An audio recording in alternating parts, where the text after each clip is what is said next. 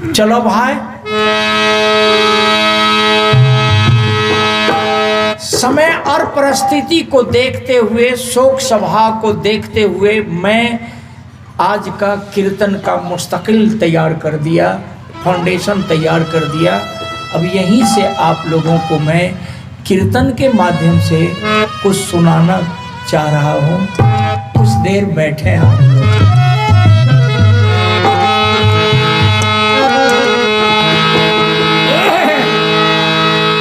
सुनने मेरे प्राणी तेरी पानी जिंदगानी,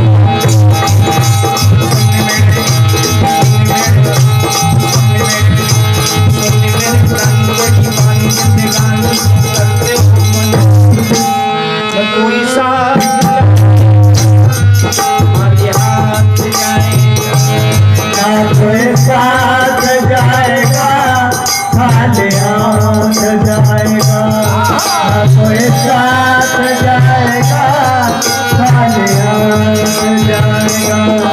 अरे छोटे बंदे, बंदे छोटे बंदे, बंदे बुरे संबंधे,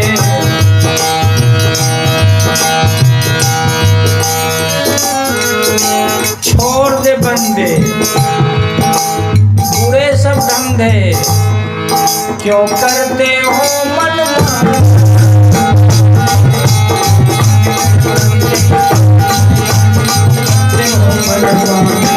न कोई साथ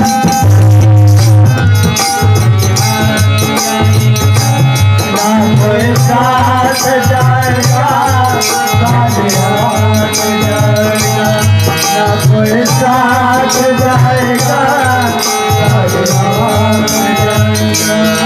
अरे तेरी जवानी पल भर के निशानी, पगले तेरे जवानी पल भर के निशानी। चाहे राजा हो रानी, चाहे पंडित हो ज्ञानी, चाहे राजा हो रानी, चाहे पंडित हो ज्ञानी। बोलो कौन है तेरा, सोचो कौन है तेरा, जिसको कहते हो मेरा, जब संग्राम भूला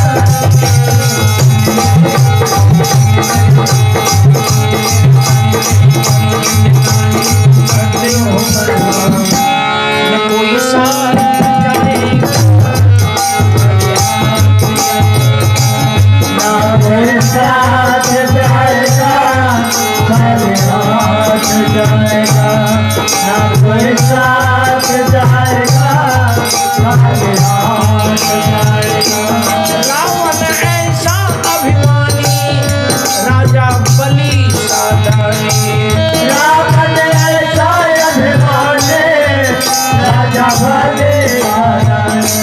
देखिए, मैं गीत गा रहा था, रावण ऐसा अभिमानी, राजा बलि साधानी, आए जितने भी प्राणी सब मिट्टी में समानी।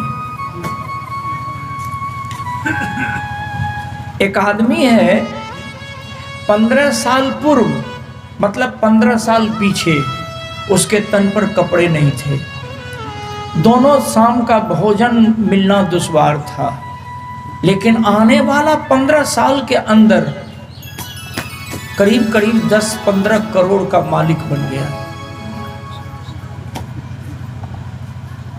देखे होंगे आप लोग भी। उसने एक ऐसा मकान बनाया, इतना सुंदर मकान का पोर्टिको बनाया, इतना सजाया पोर्टिको को। जब कुर्सी पर बैठकर मेज पर लात रख करके जब कॉफी पीता था तो उसका अहंकार बोलता था कि मैं स्वर्ग में हूं।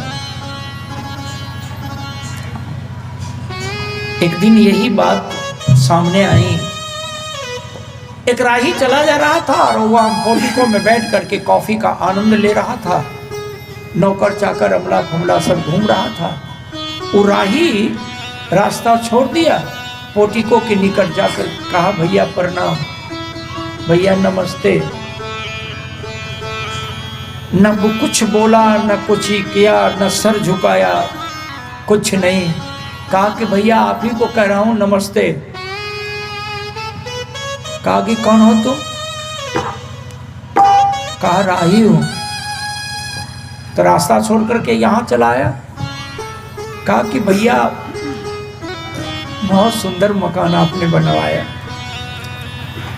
भैया ये मकान आप ही का है? तो आदमी का कहा मकान मेरा है। बहुत लाजवाब मकान भैया बनाया है, कितना सुंदर पोर्टिको है। भैया सच बोलते हैं मकान आप ही का है? कहा कि पागल है क्या रे, मकान मेरा है। पूछा कि भैया कितने पैसे लगे ही मकान बनाने में? कहा कि वृक्ष देख रहे हो? कहा जी। कहा इसका पत्ता को गिन, जितना पत्ता होगा उतना लाख रुपया लगा है, गिन। कहा भैया मैं अनपढ़ हूं, गिनने नहीं आता। कहा तो जा। कहा भैया प्यास लगी, थोड़ा पानी मिलेगा? आवाज दिया नौकर से, कहा रमा। कहा जी मालिक। कहा पागल को पानी दे दे। एक गिलास पानी दिया, पानी पी लिया, गिलास रख दिया। कहा कि जाओ। कहा भैया जाता हूं। भैया ये मकान आप ही का न है? तब वो आदमी चिढ़ करके कहा तो मकान तुम्हारा बाप का है क्या? कहा भैया प्रश्न मैंने किया, मेरे बाबूजी तो आपका कुछ बिगाड़ा नहीं। बहुत सुंदर मकान बनाया भैया। कहा जा। 5 कदम आगे बढ़ा, फिर लौट करके कहा कि भैया मकान आप ही का न है? कहा रमा जी। कहा पागल को मार, गर्दन पर हाथ मार, भगाओ। नौकर आया, कहा ए पागल चल चल। मुख गेट के निकट जब पहुंचा तब वो आदमी कहा कि राम मालिक का नौकर है भाई तुम? कहा कि हाँ। कहा भाई तू गरीब है ना? कहा हाँ। कहा भाई तुम्हारा मालिक हमारे ऊपर क्रोध किया, राम तुम हम पर थोड़ी कृपा करोगे? कहा क्या? कहा थोड़ा सा ढीला करना, एक बार तुम्हारे मालिक के निकट फिर मैं जाऊंगा, थोड़ी बात बाकी रह गई करना। कहा कि मालिक बोला पागल। कहा कि तुम्हारे सामने खड़ा हूं ना, मैं पागल हूं या क्या हूं? थोड़ा समझ बुझ ले, राम थोड़ी कृपा करना, तुम्हारे मालिक से कुछ बात करनी बाकी रह गई, जाने देना। कहा जाओ। रमा इन्हें उन्हें करे लगले, तब तक वो लौट कर फिर चल गए। कल के फिर आया, कहा कि भैया पूछने आया हूं कि मकान आप ही का न है? उठा, हाथ उठाया। कहा भैया हाथ सर जाएगा, हम पर हाथ नहीं उठा भैया, सर जाएगा हाथ। कहा निकल। कहा भैया जा रहा हूं। जितना बार मैं आपसे पूछा आप कहा कि मकान मेरा है मेरा है मेरा है मेरा है, और मेरा मेरा कहने वाला, मेरी मेरी कहने वाली जब आपके शरीर से निकल जाएगा, निकल जाएगी, तो ये मकान किसका होगा? धधकती हुई आग पर बर्फ का चट्टान रख दिया। कहा भैया कुछ जवाब दो, मकान किसका होगा? मायूस होकर के कहा कि जब हम इस शरीर में नहीं रहेंगे तो मकान किसी दूसरे का हो जाएगा। कहा भैया नमस्ते, चलता हुआ चल दिया। गेट से बाहर हुआ, सड़क पकड़कर कुछ दूर जब आगे बढ़ा तब उसका अक्ल का दरवाजा खुला। कहा राम राम। क्या मालिक? मालिक आप रोते क्यों हैं? कहा मैं सोचा था कि पागल है राम, मैं सोचा था कि आदमी पागल है, रुला दिया रे राम, राम रुला दिया। वो आदमी जा रहा है, उसको लौटाओ। हम उस पर हाथ उठाने की कोशिश किया, हम उससे क्षमा मांगेंगे, राम जाओ उसको लौटाओ। दौड़ा, कहा भैया ओ राही भैया भैया। कहा क्या है राम? कहा कि भैया आप मेरे मालिक को क्या कहा? कहा राम मैं कुछ नहीं कहा, मैं कुछ नहीं बोला। कहा कि कुछ नहीं बोला तो मेरे मालिक रोते क्यों हैं? कहा कि राम तुम्हारे मालिक रोने लगे। कहा कि जार बेजार रो रहे हैं और आपसे कह रहे हैं कि लौटने के लिए, आपसे क्षमा मांगेंगे वो। कहा कि राम अब लौट करके तेरे मालिक के दरवाजे पर नहीं जाऊंगा। जाओ राम, तुम अपने मालिक से कह देना, जिसको तुम्हारा मालिक पागल कहकर बहिष्कार किया, तुम अपने मालिक से कह देना कि मालिक वो पागल आपके हाथ में जलता हुआ ज्ञान का लालटेन दिया है। राम, मैं तेरे मालिक को कुछ नहीं कहा, मैं इतनी सी गलती किया हूं कि तुम्हारे मालिक के हाथ में ज्ञान का लालटेन जलाकर मैं दे दिया हूं। तुम अपने मालिक से जाकर के कह दो कि वो पागल जो ज्ञान का जलता हुआ लालटेन तुम्हारे हाथ में दिया है, खबरदार रहना, लालटेन को बूझने मत देना। राम, ये भी कह देना कि अगर तुम्हारा मालिक उदंडता के पुंज पर बैठकर गीत गाता रहेगा, कह देना तो पुनर्मुसिको भवः, जहां से तुम्हारा मालिक चल करके जहां पहुंचा है फिर लौट करके वहीं चला जाएगा। जाओ राम, आप लौटेंगे नहीं? कहा नहीं राम, मैं नहीं लौटूंगा। कहा कि आप हैं कौन? हमारे मालिक पूछेंगे आपके बारे में, आपसे परिचय मैं मांग रहा हूं, आप हैं कौन?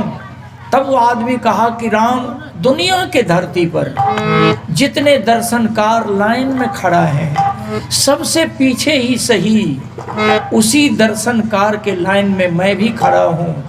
राम, अगर तुम्हारे मालिक पूछेंगे वो आदमी कौन था, तो कह देना मेरा नाम संत सुकरात है, कह देना। आप मालिक यादव का कीर्तन में बैठे हो भाई लोग, फिर कह रहा हूं आप मालिक यादव का कीर्तन में बैठे हैं। हमारी एक एक बात पर आप ध्यान रखना। मैं आपके दिल दिमाग में कूड़ा करकट भरने नहीं आया हूं, ना आपके समाज को बिगाड़ने आया हूं। आने वाला समय आपके बाल बच्चे के लिए बहुत बुरा समय आने वाला है।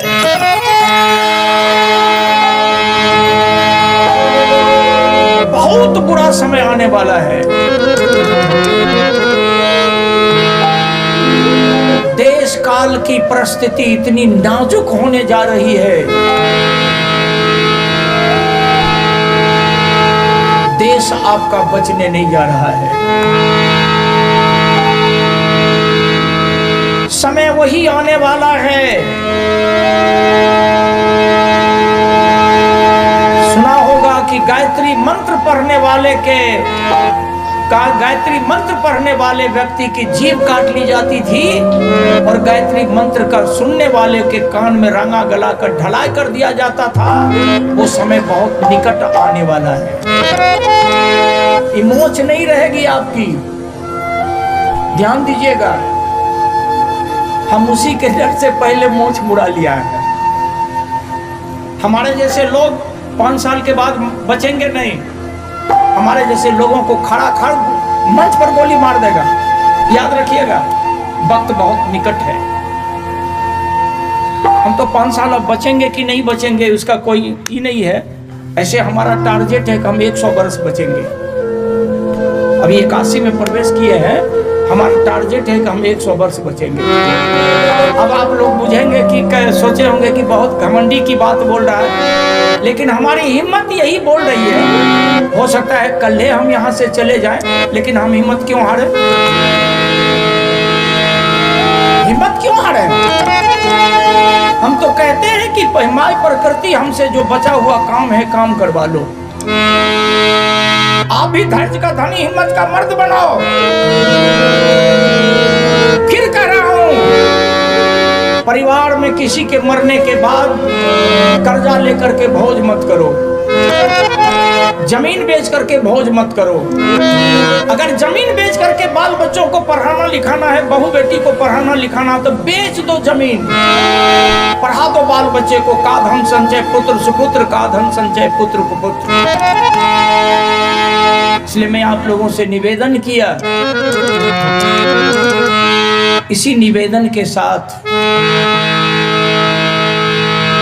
कह देना कि मेरा नाम संत सुकरात है।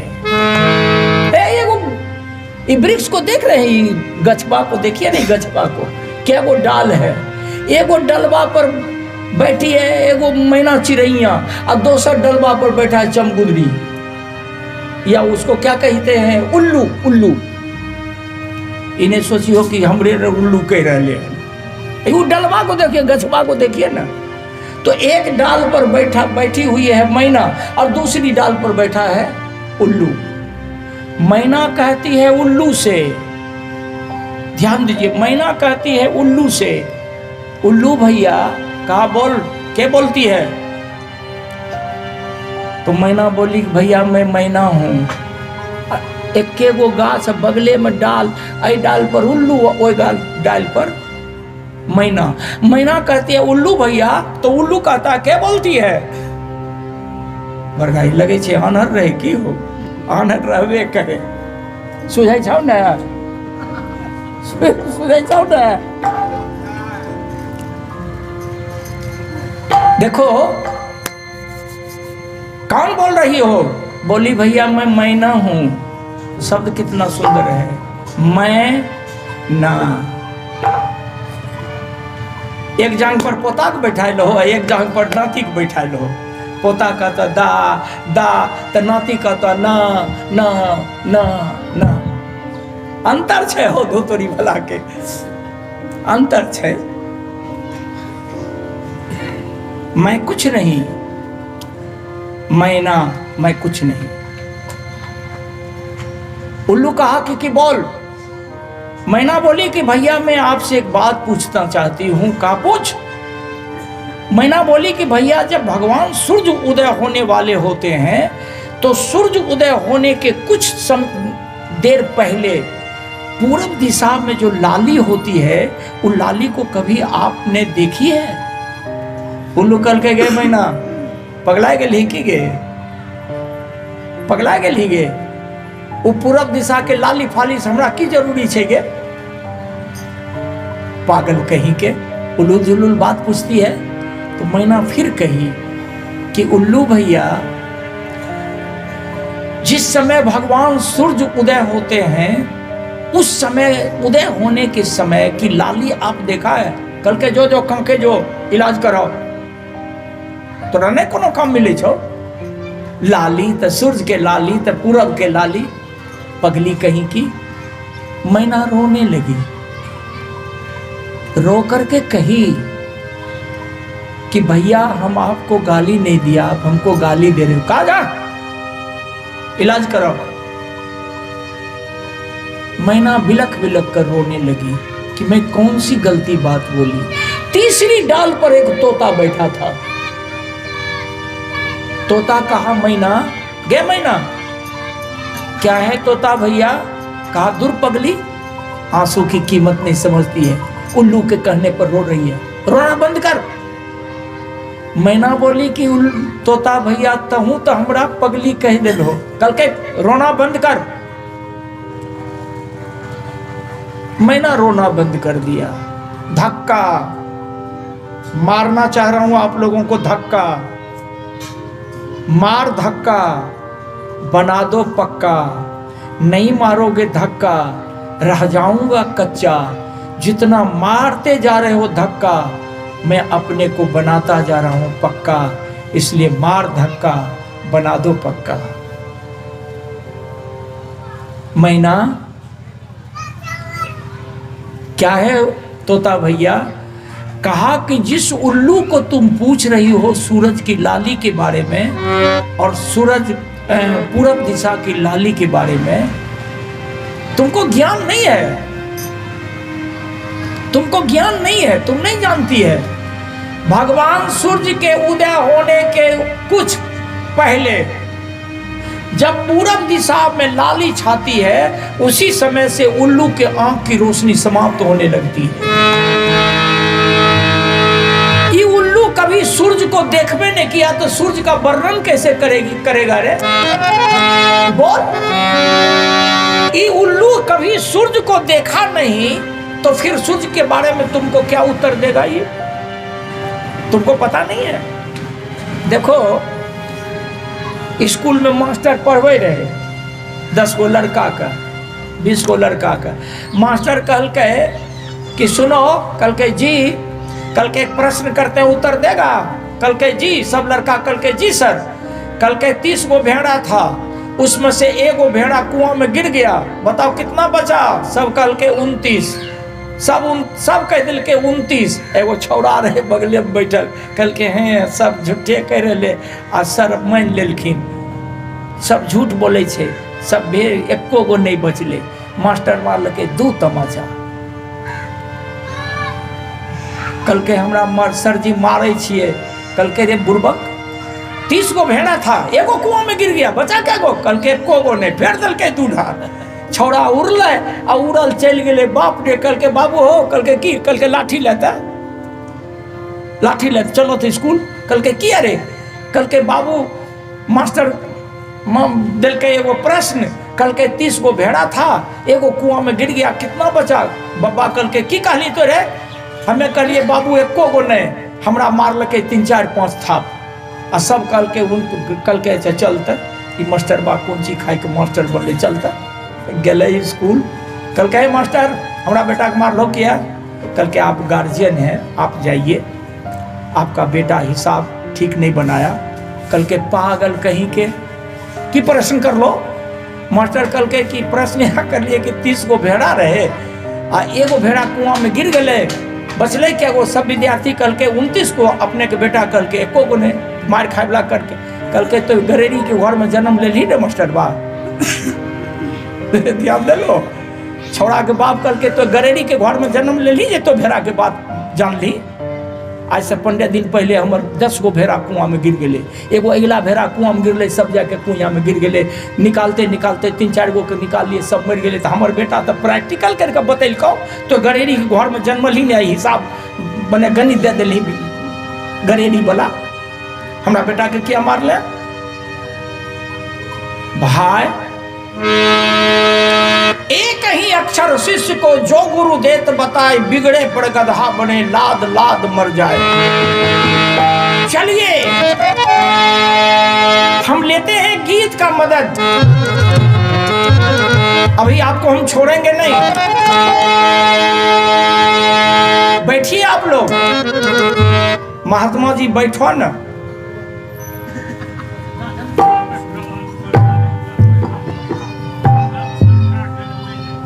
बने तो आगू में बैठ के दाढ़ी हिलबे रहा तब मन लगे रहे अपना।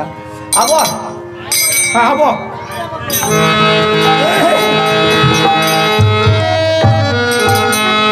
हम अपने के सुनबे छिए। हुई मतलबी है आज दुनिया, हुई मतलबी है आज दुनिया, यहाँ किसी का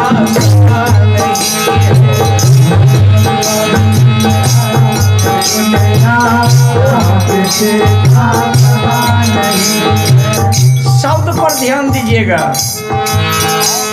हुई मतलबी है आज दुनिया, कोई किसी का सगा नहीं है।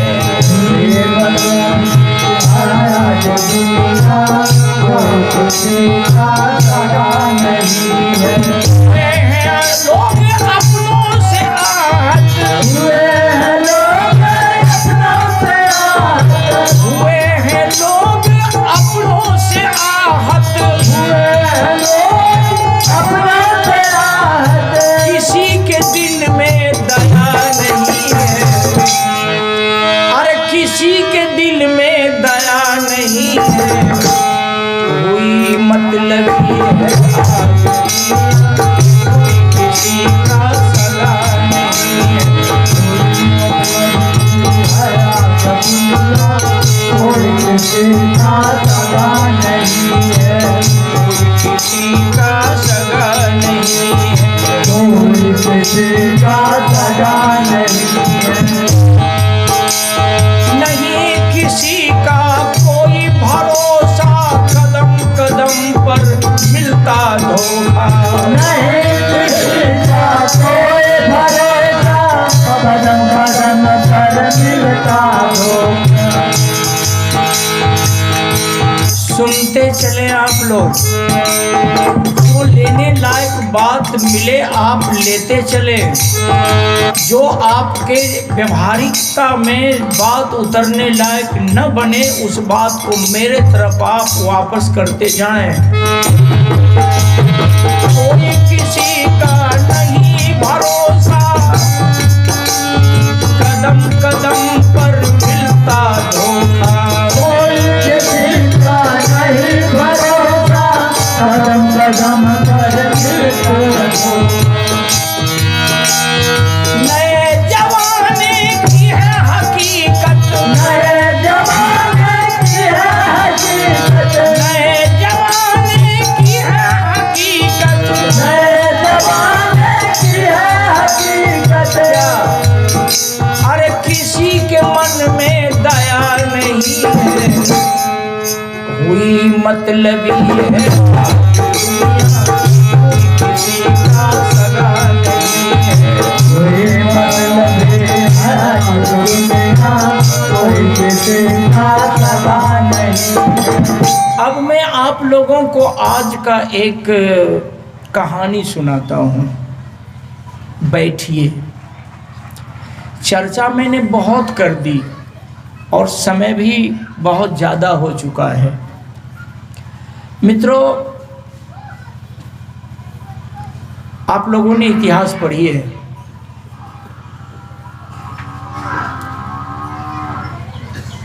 मीर कासिम भारत का गद्दी पर बैठा था। उसने राज किया, उसने एक टैक्स भी लगाया भारत के लोगों पर,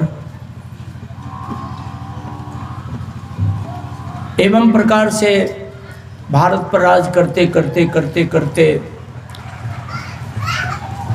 औरंगजेब फलना चिल्ला उसके पूरे परिवार के लोग पीढ़ी दर पीढ़ी राज किया। उसी दौर में शाह सिकंदर भी भारत में आया। हम चर्चा करने जा रहे हैं सम्राट का, सम्राट अशोक का। सम्राट अशोक अपने जीवन में जितना उतार चढ़ाव किया, लूटा, बहुत खून खराबा किया, बाद में भगवान बुद्ध का सिद्धांत को मान लिया। कलिंग की लड़ाई में जितने लोग मारे गए, हृदय में परिवर्तन हुआ। लेकिन गलती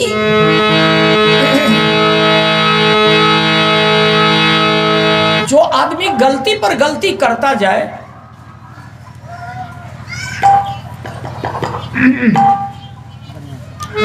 उसका निवारण यदि खुद नहीं कर सकेगा तब उसकी जिंदगी की नाव कहीं न कहीं डूब जाएगी।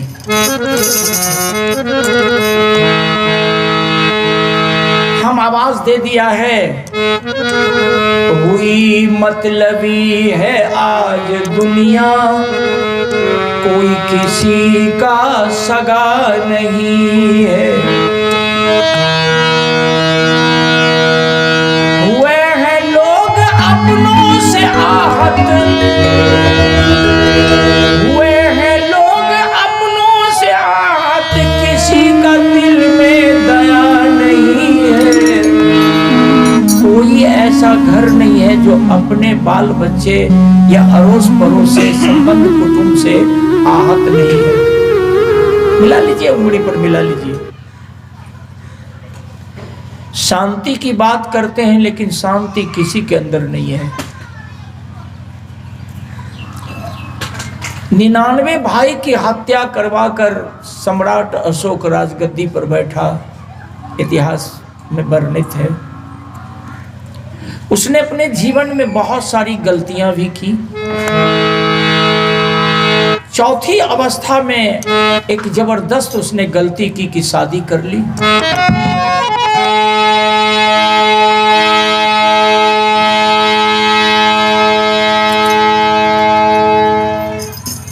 और उसने चौथी शादी की।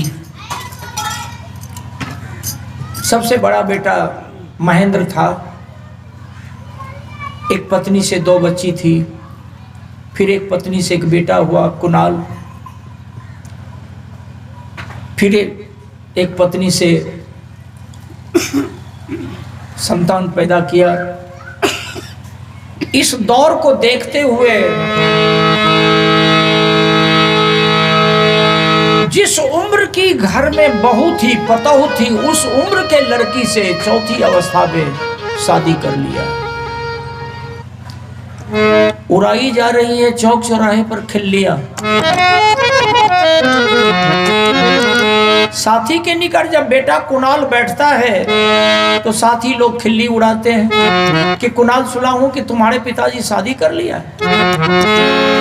तो कुणाल कहता है कि अगर हमारे बाबूजी चौथी अवस्था में शादी कर लिया तो तुम लोगों की छाती क्यों फटती है? अरे मेरी माँ सेवा करने में पीछे पड़ रही होगी, इसलिए बाबूजी को सेवा की जरूरत थी, से शादी कर लिया। नहीं, आज के दौर में उस दौर में दोनों में अंतर है। पिता का दुश्मन बना है बेटा, भाई भाई का शीश कटावे। पिता का दुश्मन बना है बेटा, भाई भाई का शीश कटावे। पिता का दुश्मन बना है बेटा, भाई भाई का शीश कटावे। पिता का दुश्मन बना है बेटा, भाई भाई का शीश कटावे। करावे पत्नी पति की हत्या, करावे पत्नी पति की हत्या, करावे पत्नी पति की हत्या, करावे पत्नी पति की हत्या। और ये काम कोई नया नहीं है, ये काम कोई नया नहीं है, कोई मतलबी है।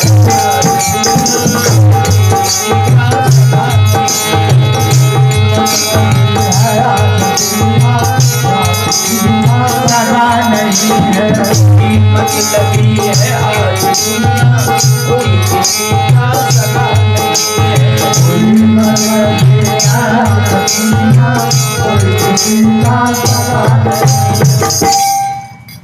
अंतिम शादी जिस जवान लड़की से सम्राट किया, उस लड़की का नाम था तिसरक्षिका।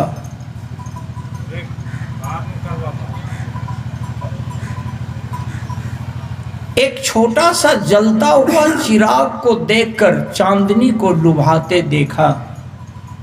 ख्याल करना आप लोग, एक छोटा सा जलता हुआ चिराग को देखकर चांदनी को लुभाते देखा। गंगा की बहती हुई अमृत की धारा में सरी गली नाली को भी बहते देखा। मित्रों, जब चलती थी जमीन पर, जब बंठन कर चलती थी जमीन पर, लोग देखकर हैरान हो जाते थे। श्वेत वस्त्र, कोयल की कुहू कुहू, श्वेत वस्त्र कोयल की कुहू कुहू, यही पहचान है तुम्हारी। ध्यान दीजिए, कोयल, श्वेत वस्त्र कोयल की कुहू कुहू, यही पहचान है तुम्हारी।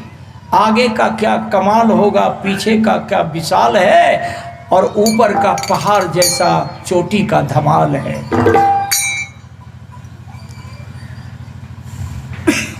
जवानी के पुंज पर बैठकर बूढ़ा सम्राट के बगल में गीत गाने वाली तिसरक्षिका की चर्चा मैंने थोड़ी सी कर दी।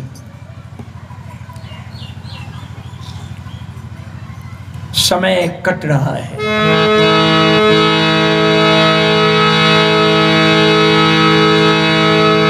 तिसरखी का एक पिंजरा तैयार की दोस्तों, इतना बढ़िया से पिंजरा को सजा धजा करके तैयार की, और उस तिसरखी का एक तोता को फंसाना चाहती है, और उस तोता को पिंजरा में बंद करके जब चाहेगी तब उस तोता के साथ मन बहलाएगी, समय बिताएगी।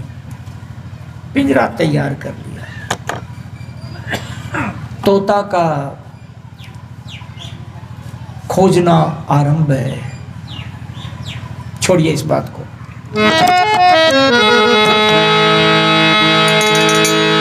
लेकिन गीत के माध्यम से थोड़ा इशारा मैं कर रहा हूं। मिली है पचरंगी चुनरी,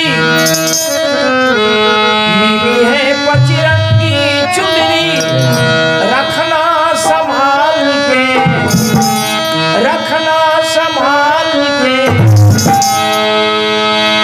आगे का क्या कमाल होगा, पीछे का क्या विशाल है, ऊपर का पहाड़ जैसा चोटी का धमाल है। मिली है पचरंगी चुनरी, रखना संभाल के, कहीं लग जाए, कहीं लग जाए ना चुनरी में दाग रे, कहीं लग जाए ना चुनरी में दाग रे। सुंदरी ए सुंदरी,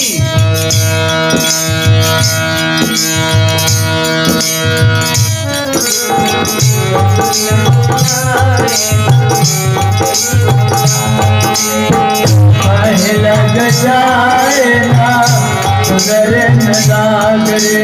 सुंदरी तेरी बड़ी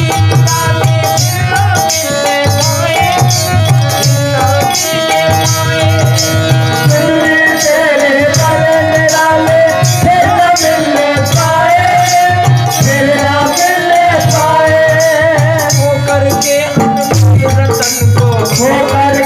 अनमोल रतन को, होकर के अनमोल रतन को, होकर के अनमोल रतन को, ही मन पछताए, मन ही मन पछताए। हाय माया मोह कृष्णा का तू कर ले निदान रे, माया मोह कृष्णा कर ले निदान रे।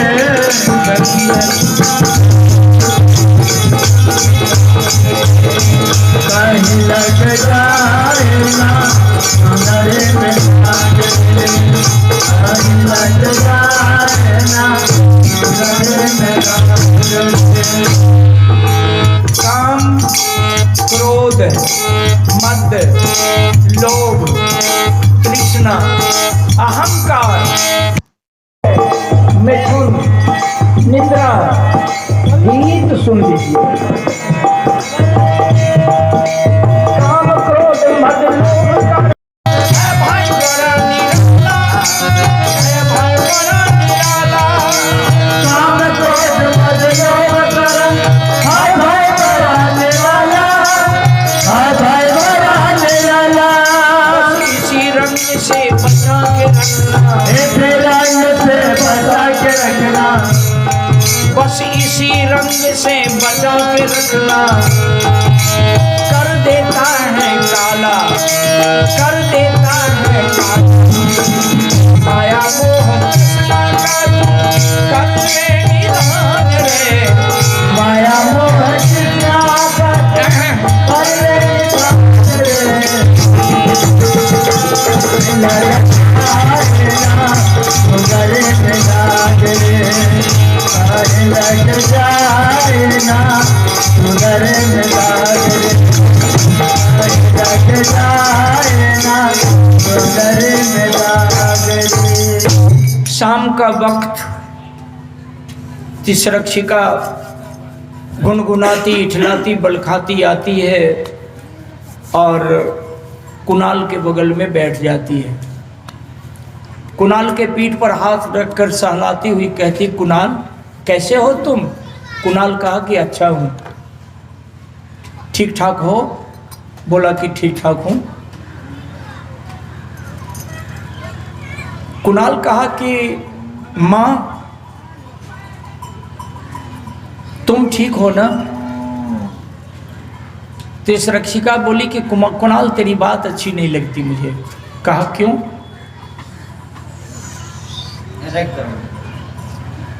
क्यों? कहा कि कुणाल तुम्हारी बात मुझे जहर के तरह, तीर के तरह लगती है। कहा तो मैं क्या करूं? हमारे पिताजी तुम जैसी जवान लड़की के साथ शादी किया और जब बाबूजी शादी करके नवविवाहिता बनाकर हवेली में ले आए तो इस रिश्ता और संबंध को तो जिंदा रखना है। माँ तो कहूँगा, भले जब मैं माँ कहता हूँ तो तुमको अच्छी नहीं लगती, लेकिन तुम माँ हो। बाबूजी शादी कर लिया तो तुम माँ हो। इस रक्षिका उठ करके चली जाती है। भाई लोग, प्रक्रिया जारी रही, समय बीतता गया, पिंजरा खाली पड़ा है। एक दिन ऐसा वक्त आया कि तिस रक्षिका गई और कुणाल के बगल में जाकर बैठ गई और बोली कि कुणाल आज मैं तुमसे कुछ कहना चाहती हूँ। कहा बोल बोल। तिस रक्षिका बोली कि कुणाल मैं चाहती हूँ कि तुम्हारी तकदीर लिख दूं। कहा कोई जरूरत नहीं है तकदीर लिखने की। हमारी तकदीर लिखने वाली तुम कौन होती हो? सुबह से शाम तक जितना हम अच्छा करेंगे उतनी हमारी तकदीर अच्छी बनेगी, और सुबह से शाम तक जितना हम बुरा करेंगे उतनी हमारी तकदीर बिगड़ेगी। कौन किसकी तकदीर लिखता है? तकदीर बनाना और बिगाड़ना अपने बस की बात है। ध्यान दीजिएगा, लोग दो तरह के होते हैं। एक वो होते हैं जो कहते हैं कि भगवान हमरा तकदीर में जे लिख दिल के वो भोगे छी। भगवान किसी की तकदीर नहीं लिखता। जब खुद अपनी तकदीर और अपनी पत्नी की तकदीर नहीं लिख सका तो दूसरे की तकदीर कौन लिखेगा? समझने की बात है। हो सकता है जो आदमी बात को नहीं समझेंगे उनको बुरा लग रहा होगा।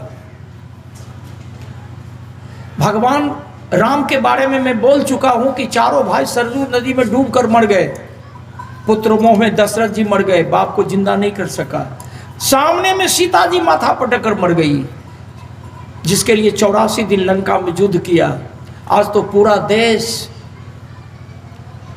राममय होने वाला है। मित्रों, जग के हवन कुंड से खीर निकालकर दशरथ जी के तीनों पत्नी को खिला दिया तो तीनों पत्नी गर्भवती हो गई। चारों भाई राम जन्म ले लिया।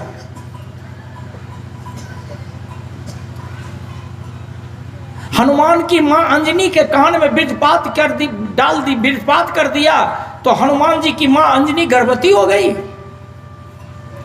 भगवान विष्णु, आनंद रामायण पढ़ना, भगवान विष्णु पद्माक्ष को एक नारंगी का फल दिया और नारंगी को चीर दिया, उससे लड़की निकल गई। वही लड़की आगे चल करके सीता हो गई।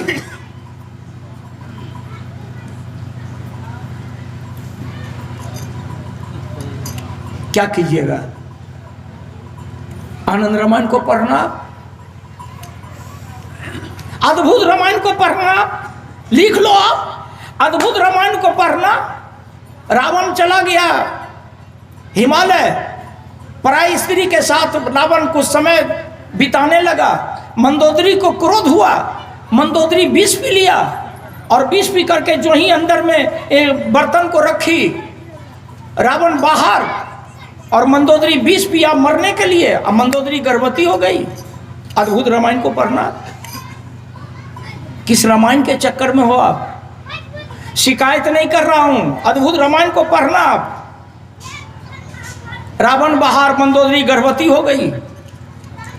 गर्भपात करने के लिए मंदोदरी रावण के अनुपस्थिति में लंका से चलकर समुद्र पार करके भारत आई।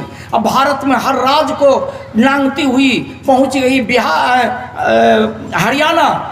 और हरियाणा अब राम के जमाने में, रामा अवतार में हरियाणा शहर रहा होगा या नहीं रहा होगा, हरियाणा का नाम हरियाणा पड़ा होगा या नहीं पड़ा होगा, लेकिन रामायण में, अद्भुत रामायण में लिखा कि मंदोदरी चली आई हरियाणा, और हरियाणा से चली गई कुरुक्षेत्र, और कुरुक्षेत्र में जाकर के गर्भ का पतन किया।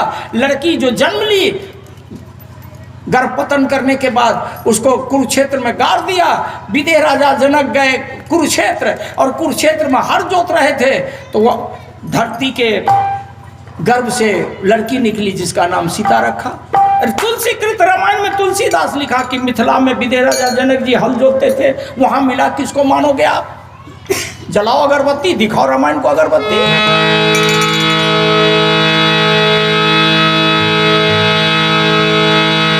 महाभारत के वन पर्व को पढ़ना आप,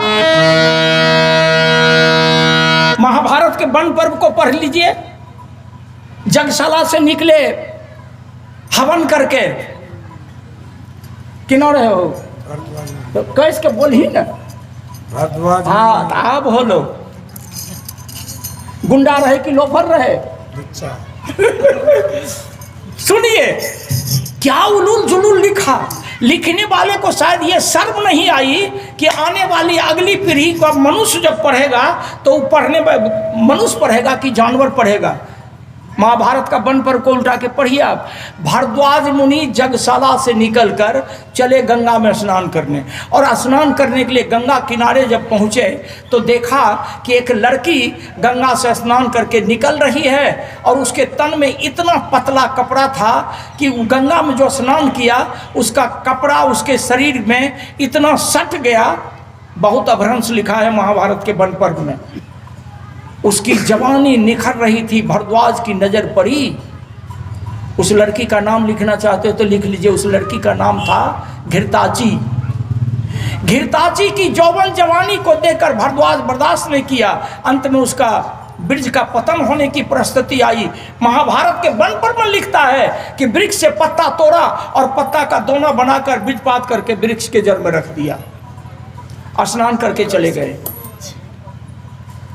कोई जरूरत नहीं माए बाप का। स्नान करके चले गए भरद्वाज मुनि। दूसरे दिन रात बीती, दिन हुआ। सुबह में जब स्नान करने के लिए गंगा किनारे पहुंचे तो देखा, याद आया कि कल हम वृक्ष के पत्ता में वृक्षपात करके दोना बना करके रखे। जब वृक्ष के निकट पहुंचे तो देखा कि दोना में बच्चा रो रहा, रातें भर में बच्चा रो रहा है। उठा लिया।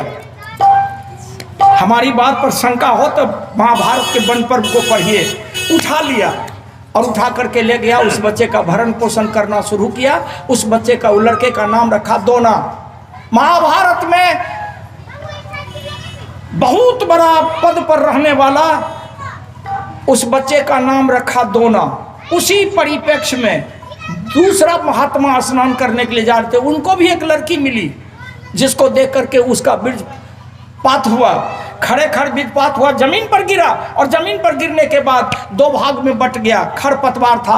आगे जो गिरा उससे एक लड़की हुई, पीछे जो गिरा उससे एक लड़का हुआ। लड़की का नाम रख दिया कृपी और लड़का का नाम रखा कृपा। इधर लड़की का भरण पोषण, कृपा का भरण पोषण, उधर दोना का भरण पोषण। जब दोना पढ़ लिख करके आचार्य किया तो दोना के नाम में आचार्य शब्द जोड़ दिया, वही हुआ दोनाचार्य। कृपा जो था वो पढ़ लिख करके आचार्य किया, उसके नाम में जोड़ दिया, वो हो गया कृपाचार्य। कृपाचार्य की बहन कृपी खरपतवार में जन्म लिया, माँ के कोई जरूरी नहीं। पढ़िए महाभारत को। जो लोग नहीं समझ पाएंगे वो कहेंगे कि मालिक यादव शिकायत करता है। पढ़िए, ठीक है मालिक। तो मैं चर्चा कर रहा हूं, यहाँ है झूठों का बोलबाला, सच के पर लगा है ताला। झूठों के बोलबाला सत्य मुंह पर लगा है ताला। है झूठों का बोलबाला सत्य के मुंह पर लगा है ताला। झूठों का बोलबाला सत्य मुंह पर लगा है ताला। जो गरीब का जिस्म नोचे, गरीब का जिस्म नोचे, तुम क्यों गरीब का जीव नोचे? तुम क्यों गरीब का जिस्म नोचे? अमीर तुझ में, अरे अमीर तुझ में हाया नहीं है, कोई मतलबी है आज दुनिया, दुनिया सदा नहीं है।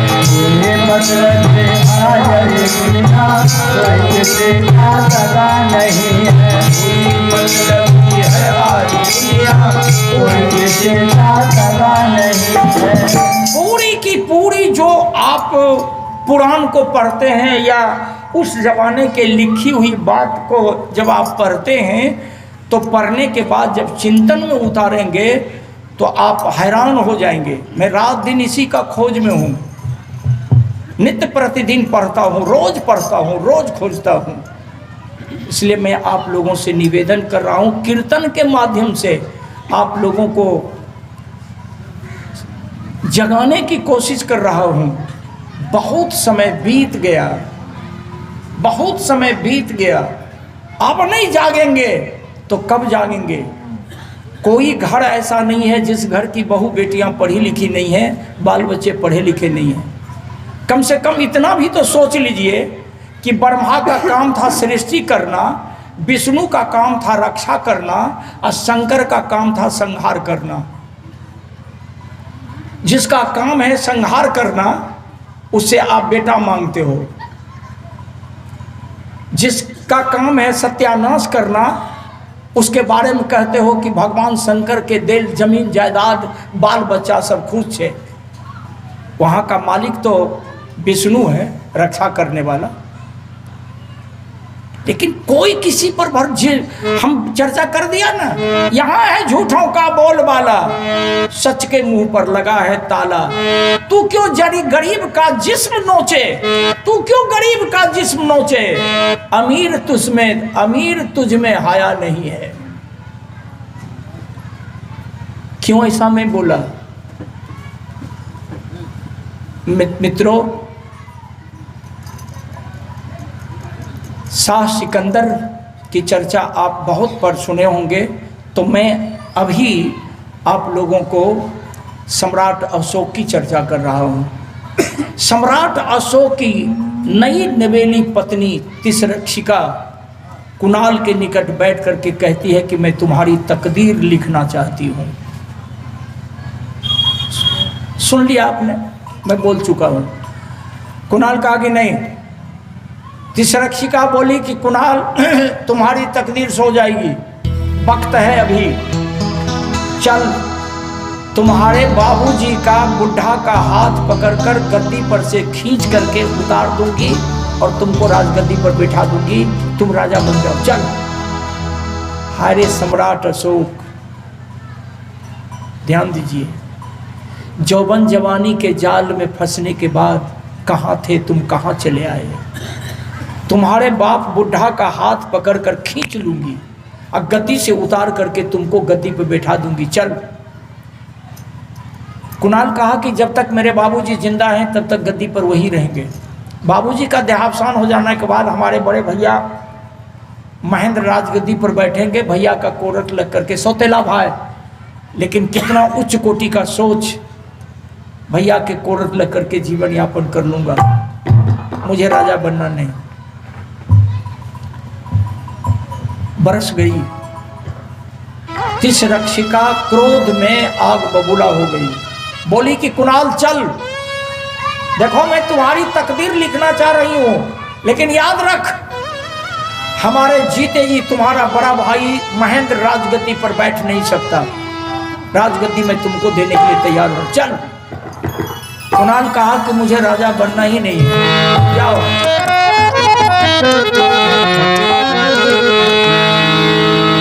मुझे राजा बनना ही नहीं है। जाओ तुम।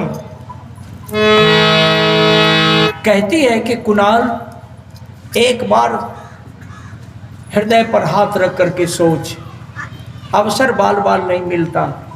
देख कुणाल, तुम उस बूढ़े बाप की चिंता मत कर, उसकी चिंता मत कर, तुम अपनी जिंदगी बनाने की कोशिश कर। कुणाल चल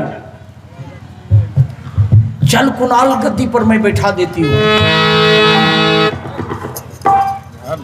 चल कुणाल, गद्दी पर मैं तुमको बिठा देती हूँ। कुणाल मान ले मेरी बात, तू मेरे एक छोटा सा काम कर दे। कुणाल कहा कि काम बताओ। तिसरक्षिका बोली कि तुम अपने बूढ़े बाप की चिंता हटाओ और तुम राजगद्दी पर बैठ करके राज करोगे। मैं तुमको राजगद्दी दे रही हूँ, केवल मेरा एक छोटा सा काम है कुणाल, तुम मेरी जवानी को संभाल, बाप की चिंता छोड़, तुम मेरी जवानी को संभाल, मैं तुमको राजगद्दी दे देती हूँ। कुणाल कहा कि दौलत और इज्जत पर्दे के अंदर रहने की चीज होती है माए। कितनी हिम्मत कर दिया, तुम्हारी जीभ क्यों नहीं गल रही है, आंख क्यों नहीं धंसती है तुम्हारी। याद रख तुम मेरी माँ हो, हमारे बाबूजी तुमसे शादी किया है। मैं समझ रहा था कि तुम मेरे लिए तुम पिंजरा तैयार की है, पिंजरा तोड़ करके तितिर बितिर कर दूंगा। जाओ उठ, अंदर जाओ। तिसरक्षिका क्रोध की आग में जलती हुई कुछ आगे जब बढ़ती है दोस्तों, कुणाल कहा कि सुन, याद रखना, जब तक मेरी आंख तुमको देखती रहेगी तब तक मैं तुमको मां कह करके पुकारता रहूंगा। जाओ। पलट गई तिसरक्षिका, बोली कि कुणाल तू भी याद रखना, तू भी याद रखना, मैं तिसरक्षिका हूं। कटोरा में हाथ में कटोरा लेकर के तुमको भीख मंगा दूंगी और जिस आंख से तुम मुझे देखकर मां कहोगे वो आंख तुम्हारी नहीं रहेगी। जाती हूं, याद रखना। गाले गुन गाले, गाले गुन गाले, प्रभु को मना ले। क्या जाने कब तेरी लगड़ी छूट जाए, क्या जाने कब तेरे कोई साथी छूट जाए। जीवन का जीवन का जो बड़ा काम जो, जीवन का जो बड़ी काम जो,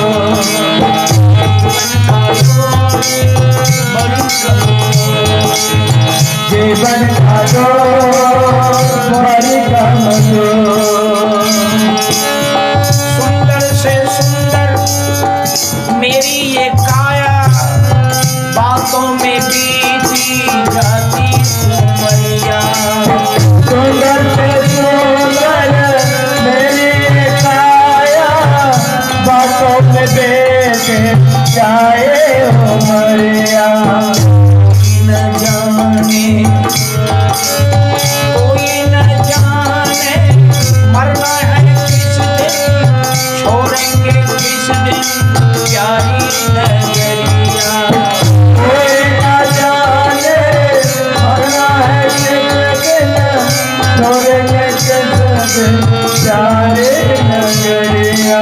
ओम नाम का मंत्र कर जीवन को, जीवन का